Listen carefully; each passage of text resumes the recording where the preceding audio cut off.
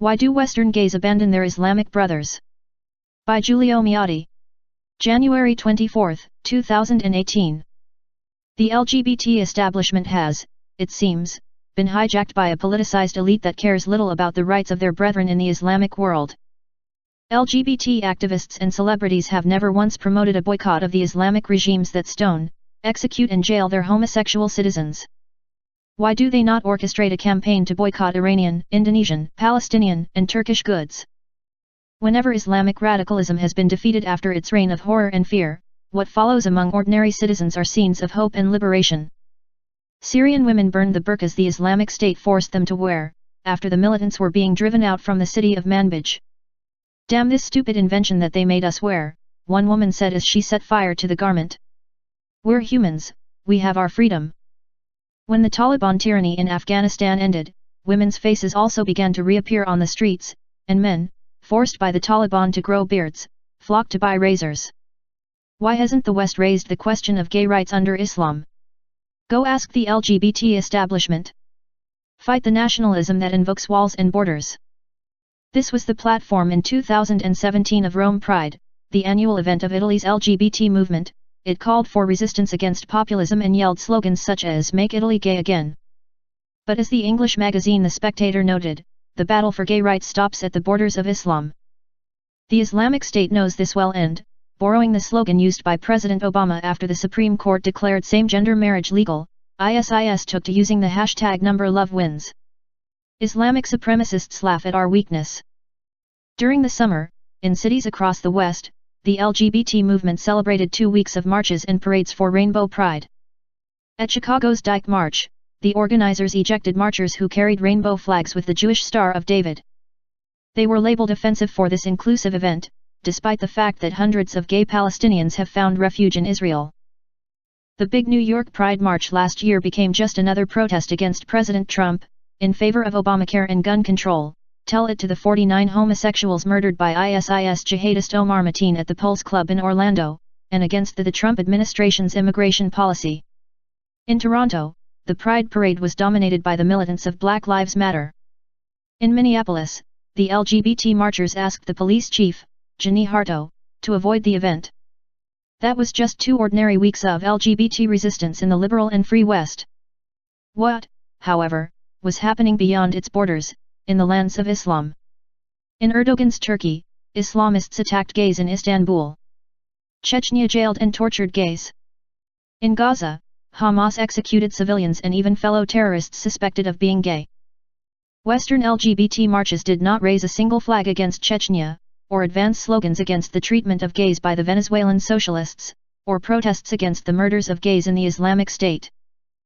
There were no chants against Indonesia, which has recently flogged homosexuals in the streets, no strikes to protest against the murders of gay Bangladeshi bloggers and LGBT activists, and no flash mobs against Iran, which had recently arrested 30 homosexuals in a night raid and submitted them to a sodomy test.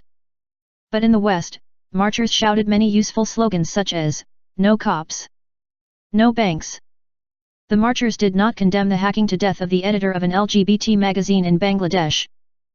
At these LGBT parades, not a single slogan was heard against ISIS Caliph Abu Bakr al-Baghdadi, who declared a war on gays and whose henchmen, in a single day, executed 9 men and 1 boy for being homosexuals.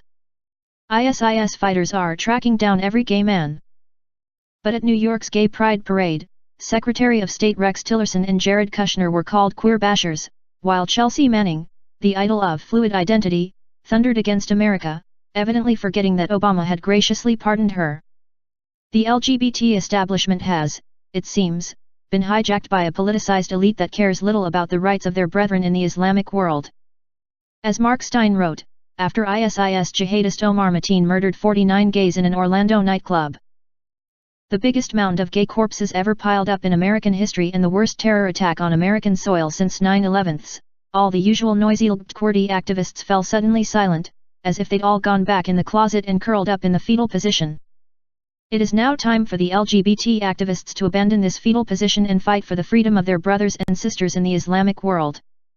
For that, they would also find supporters among those who, in the West, oppose same-gender marriages. That battle would be gays' right to life, something conquered in the West long time ago but still questioned in many other parts of the world.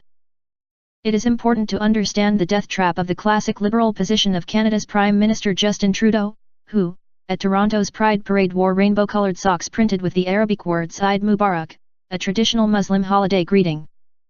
Trudeau just wished happy Pride to Allah, while many Muslim countries today condemn, if not murder, homosexuals.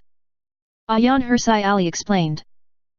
No fewer than 40 out of 57 Muslim-majority countries or territories have laws that criminalize homosexuality, prescribing punishments ranging from fines and short jail sentences to whippings and more than 10 years in prison or death. We need to understand that, as Milo Yiannopoulos said, as a gay person, the scariest words you will ever hear are Allahu Akbar.